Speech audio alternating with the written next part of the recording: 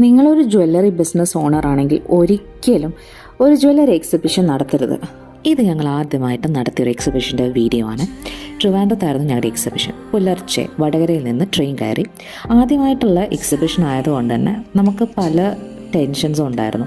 നമ്മളുടെ ഇടയിൽ ഒരു 100 ചോദ്യം തന്നെ നമ്മൾ അങ്ങോട്ടും ഇങ്ങോട്ടും ചോദിച്ചു. അതായത് ഈ എക്സിബിഷൻ നടത്തിയിട്ട് നമുക്കത് ലാഭം കിട്ടുമോ, കസ്റ്റമേഴ്സ് വരുമോ, കസ്റ്റമേഴ്സിന് ഇഷ്ടപ്പെടുമോ, റെൻ്റെങ്കിലും നമുക്ക് തിരിച്ച് പിടിക്കണമല്ലോ, അങ്ങനത്തെ പല ചോദ്യങ്ങളും ഉണ്ടായിരുന്നു. എക്സിബിഷൻ്റെ ഒരു 1 വീക്ക് മുന്നേ തന്നെ ഞങ്ങൾ ഇതിന് വേണ്ട പ്രിപ്പറേഷൻസ് സ്റ്റാർട്ട് ചെയ്തിട്ടുണ്ടായിരുന്നു. അതായത് പ്രൈസ് ടാഗ് ഇടാനും, ജ്വല്ലറി ഡിസ്പ്ലേ മെറ്റീരിയൽസ് പർച്ചേസ് ചെയ്യാൻ, കവേഴ്സ് പർച്ചേസ് ചെയ്യാൻ, അങ്ങനെ പല കാര്യങ്ങളും ചെയ്യേണ്ടി വന്നിട്ടുണ്ടായിരുന്നു. എക്സിബിഷന് വേണ്ടി ഒരു 5 hours ആയിരുന്നു അവർ പറഞ്ഞിട്ടുണ്ടായിരുന്നത്. അപ്പം അങ്ങനെ ആ 5 hours പോയത് ഞങ്ങൾ അറിഞ്ഞിട്ടില്ല.